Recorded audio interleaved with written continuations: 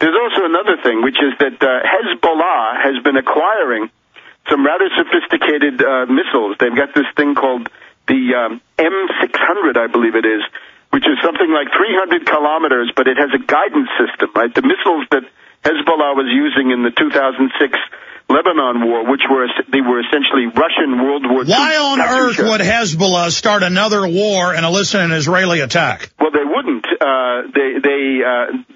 This is part of a deterrent system. In other words, you can think of Hezbollah as a kind of an aircraft carrier for Iran close to the Israeli border, and they're able to deliver this deterrent. In other words, there's already a situation of conventional deterrent. So Iran has pushed ahead with an array of 4 or 5 new medium-range and intermediate-range ballistic missiles, the Shahabs and others, right? We could go through the names, but they're there. And then you've got these other missiles in southern Lebanon. Webster, stay there. We got a break. When we come back, though, when do you see the attack happening? Do you believe this with the Iranian leader saying that he's got the intel, the attack is on the next 3 months? What's the second country he's saying is going to be attacked? Is it Lebanon or is it Syria? Stay with us, Webster Griffin Tarpley.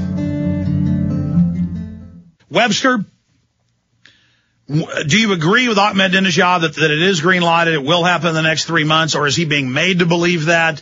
Is there any way to avert this? When is the attack on Iran coming, and what will the aftermath be?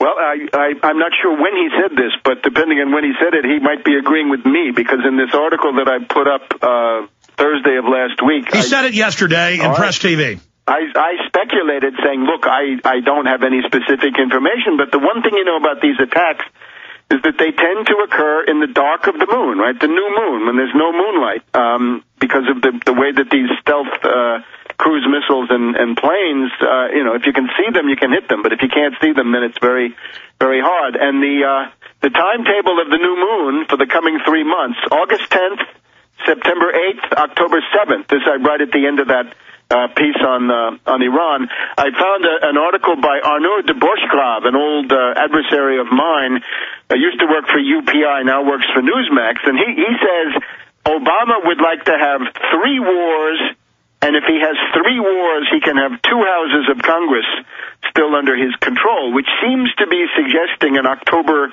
surprise. So if you look at the October 7th date, I have no way of knowing, right? But that could be a good guess, or maybe not. I don't know. Certainly, when it happens, right? The Iranians have these missiles: the Fajr, the Shahab, the Ghadr, the Ashura, and the Sajil. These are all 2,000 kilometers. Some of them have MIRVs. They have multiple warheads. And they've got more than 12,000 anti-ship missiles as well. Yes, they do. And the part, however, on Israel, what I'm concerned about most is the ways that this could now go nuclear, because there are such ways. A guy writing in the Asia Times speculates that if you had Hezbollah firing, first of all, this spray of tens of thousands of Katyushkas that they have, the Russian World War II vintage, and putting among them these medium-range ballistic missiles, short-range ballistic missiles that Hezbollah now seems to have, maybe 100 or 200.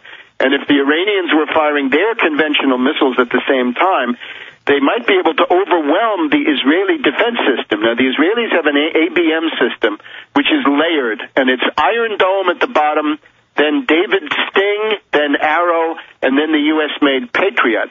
But again, this is subjected to a complete barrage, right? Salvos that are simultaneous. Well, how are they going to sell preemptively attacking Iran, then Iran fires back, and they're going to decry Iran fighting back? I mean, this is insane. Well, naturally, they'll do 2 things. If Iran strikes against Israel, they'll demonize that, of course.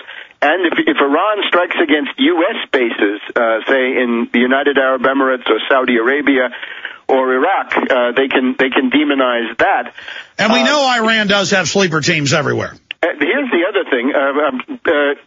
Some time ago, and I cite this in that article that you mentioned, the scenario for U.S. encirclement in Iraq it depends on this route Tampa, right? There's a very long supply line that goes from Kuwait City to the Baghdad region. All of those other countries, everybody else, 35,000 NATO and other foreign non-U.S. troops have all left. if you had a decisive effort by the Iranians together with Muqtada Sadr of the Mahdi army to cut Route Tampa, to cut that supply line, that could become very critical. Same thing in Afghanistan, because the supply line has to go through Pakistan, where the hostility is building. You've also got the fact that the U.S. has forces in a total of 11 countries to try to encircle Iran. The 11, if you want to hear them, Iraq, Afghanistan, Turkey, Pakistan, Kuwait, Azerbaijan, Armenia, Turkmenistan, Saudi Arabia, United Arab Emirates, Kyrgyzstan. There's U.S. bases in all of those. Now, let's suppose, instead of being a factor of strength, that dispersal of forces and fragmentation of forces turns into a liability.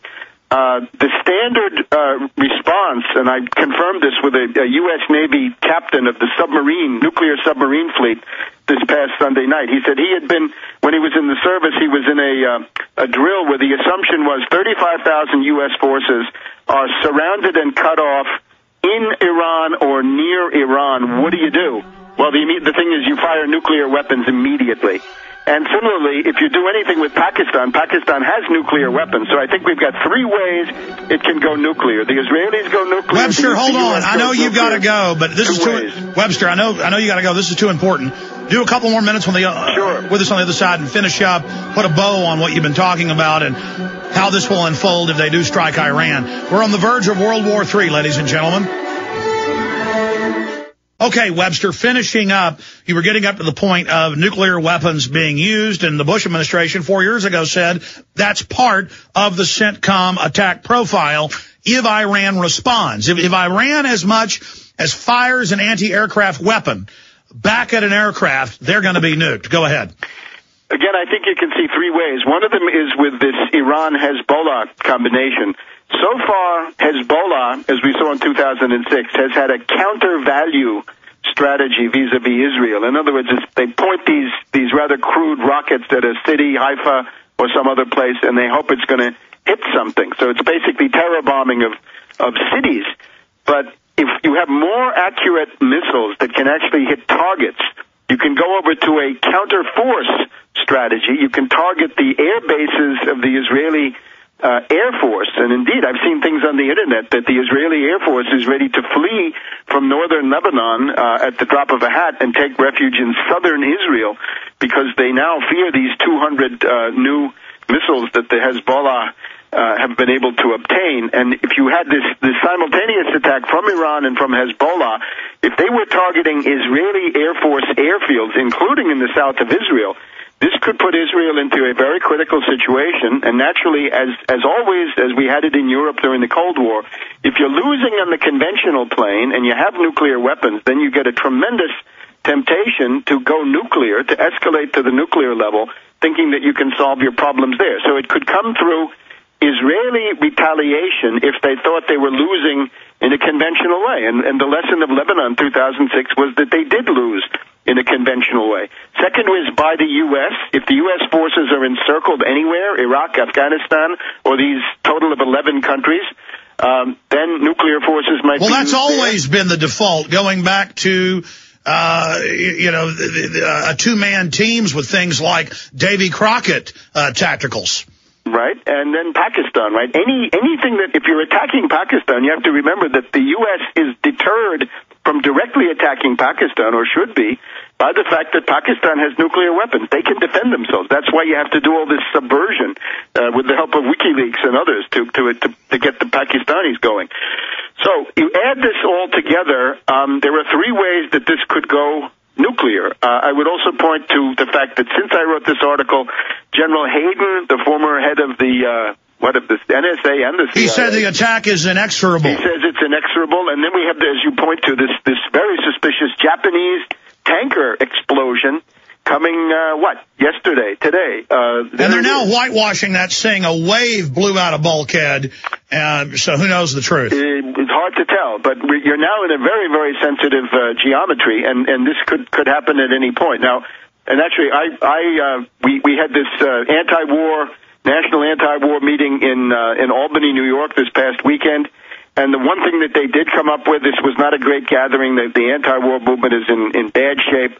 But they did decide that there's a march on Washington for essentially an anti-war march run by the AFL-CIO on October 2nd. So that's obviously not going to be a very aggressive program. It's probably going to be something they try to channel into supporting Democratic candidates for Congress, obviously, but still, I think you can inject some stuff into that. It's also interesting, yesterday, the Democrats in the House voted there were about 102 of them, I think, who voted to end the Afghanistan war pretty much right away, which is an increase of 70 votes. So there's a gathering caucus of Democrats who are voting against Obama on one of his main issues, because he campaigned for the presidency on the idea that he was going to escalate Afghanistan, win, and he was going to track down bin Laden. So, again, my favorite slogan is you have two choices in life, get active or get radioactive.